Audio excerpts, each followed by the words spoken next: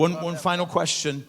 Who do you want to read this? There is a second group that I've wept over so much. And so much of this revelation really comes from the car rides with you, the van rides across the nation. And I'll never forget us talking at various points about some of these great little old saints I've had the privilege of meeting through the years with you.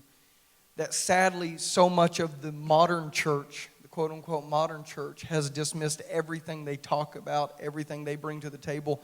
They immediately write it all off as legalism. That is a strategy from the pits of hell people don't even realize that they're falling into. And it's not to dismiss that there have been seasons in church history where people have fallen into error and stuff. But I'll tell you what struck me a few years ago. As I started reading about some of the older revivalists, and as I started reading about the Quakers even, you read about these holiness men and women who clothing was a big deal. Their lifestyles were a big deal. Not every message they preached was all about the grace of God. We need the grace of God, but we dare not embrace one attribute of God and forsake another attribute of God, because as soon as we do that, we move into error and we move into heresy. So I look back at some of these old saints that much of the modern church has written off as legalists, and I see something. They may have been caught up in some things that many have deemed legalism, but they had more power.